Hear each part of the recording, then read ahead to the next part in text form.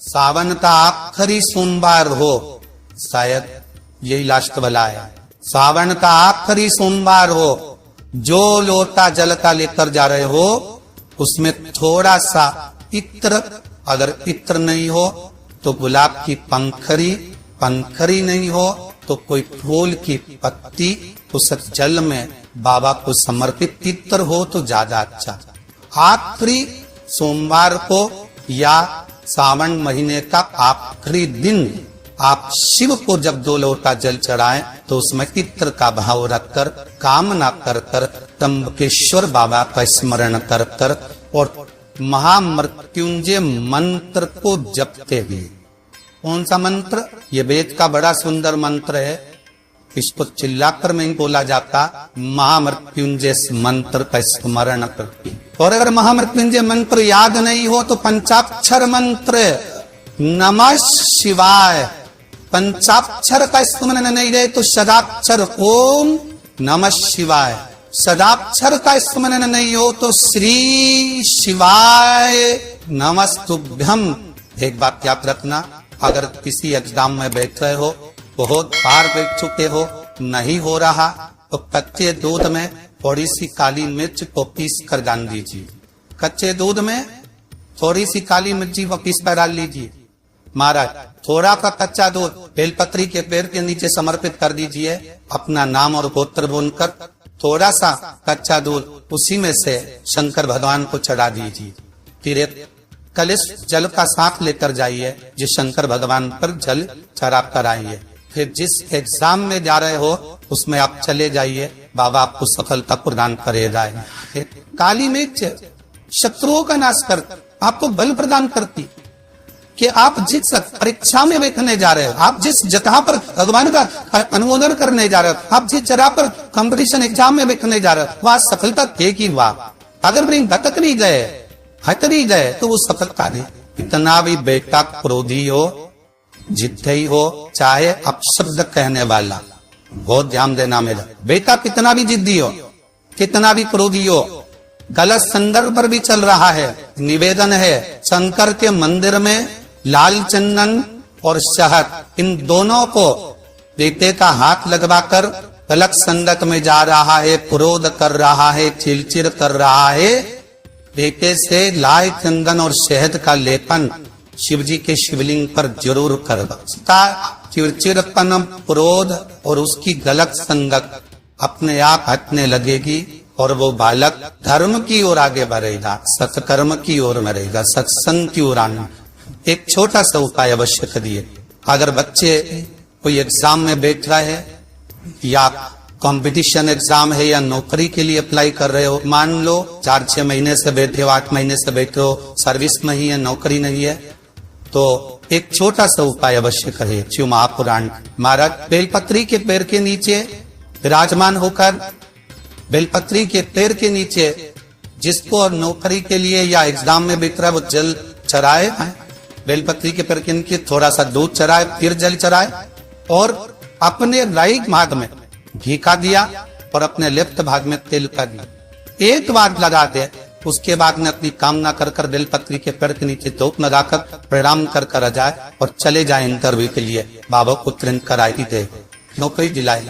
जिस लड़का लड़की का विवाह नहीं होता ना, उस समी पत्र के नीचे बिठा कर और समी के वृक्ष के नीचे बिठाकर समी वृक्ष के जड़ की मिट्टी का तिलक लगाकर हाथ में समी वृक्ष के हाथ में लड़का या लड़की की हल्दी लगाकर समी वृक्ष पर छापे लगाकर और वहीं पर उसका मीठा मुंह करा दिया जाता है। तक 3 महीने में बीमा हो जाए। कोई कार्य ऐसा हो गया हो कि आप बहुत मेहनत कर रहे हो, सफलता नहीं मिल रही हो, लक्ष्मी प्रवेश नहीं कर रही हो, तो हमारा बेल का जो फल होता है, उस फल के अंदर का जो गुर्दा होता है, बेल के फल का अंदर का जो भाग होता है गुर्दा, उसको लेकर घर पर आओ और सुखा लो।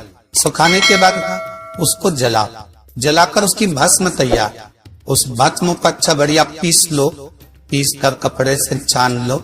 उसको छान कर जब आप शंकर भगवान का पूजन करने के लिए शिव मंदिर में जाए, महाराज किसी भी 5 प्रदोष या 5 सोमवार या सोमवार की अष्टमी पड़ जाए, थोड़ी सी भस्म लेकर जब जाएं घर से, उसमें से थोड़ी सी भस्म बेलपत्री के पेड़ के नीचे श्री कुंदकेश्वर महादेव का नाम लेकर चढ़ा। क्या नाम लेना है? कुंदकेश्वर। उसी में से थोड़ी सी भस्म जो बेलपत्री के वृक्ष के नीचे आपने चढ़ाई या बेलपत्री के वृक्ष की जड़ में चढ़ाई, उसको लेकर आओ और वही वृक्ष माता पार्वती का नाम लेकर भगवान शंकर के ऊपर चढ़ा दो और अपनी मनोकामना कर कर 1 लोटा पानी शिव पर समर्पित कर दो, चुटकी भर बस। और बाबा चाहेगा कि आपका जो लक्ष्मी रुकी हुई है या व्यापार नहीं चल रहा या कार्य नहीं हो रहा, तो बाबा धक्का लगा ही देगा। ऐसे ही लगा है। शंकर भगवान को भस्म पति थी। बेलपत्री किसका प्रतीक है? माता जम्मा जगत जननी जगदम्बा। आप लोगों ने अभी नवरात्र गए हैं तो नवरात्र में दर्शन किया होगा।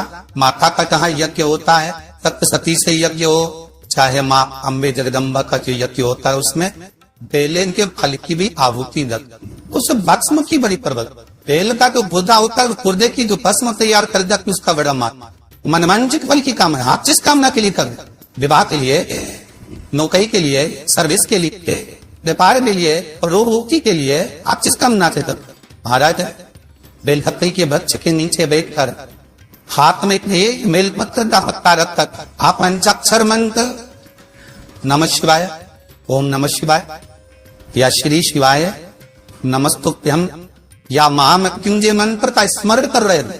पर डंडी का भाग अपनी ओर, बेलपत्र की बीच वाली पत्ती का भाग बीच वाली उंगली की ओर कर आप स्मरण कर रहे हैं और अपने काम ना कर कर बेलपत्री के वृक्ष के नीचे बैठ कर उस पत्ते को समूह कर कर बाबा से विनय कर कर एकांत में उस बेलपत्री के वृक्ष की छाओं में आप काम ना करता उस पत्ते के शंकर भगवान के ऊपर समर्पित करना है। तो ये जान कर रखे कि पार्वती और शिव का मिलन करवा रहे हैं और अपनी मनवांछित फल कामना पूर्ण करवा, क्योंकि शिव और पार्वती का जब मिलन होता है, शंकर पार्वती अब एक दूसरे के सम्मुख में होते हैं, शिव और पार्वती जब एक दूसरे के सामने अपने बच्चों की तरह एक दूसरे के सम्मुख में आते हैं तो उनकी चेहरे पर प्रसन्नता का खबर बस उस कहा।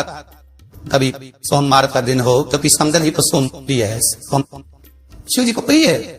महाराज एकांत में रहना पसंद करते हैं, बोलना पसंद नहीं, हंसना पसंद नहीं, किसी में मिलना पसंद नहीं, एकांत का वासा ही ज्यादा पसंद हो। कई बहु तब के बेटे ऐसे होते हैं जिनका अपने अपना स्वार्थ है, दूसरे के परिवार में किसी से मतलब ही नहीं रहता का, किसी से अच्छे से बोलते ही नहीं, कमरे में जाए अपना अकेले बैठ रहे, पति आया उससे बात कर लिए, अपनों से बात कर लिए, बाकी किसी से बोलना ही चलना नहीं।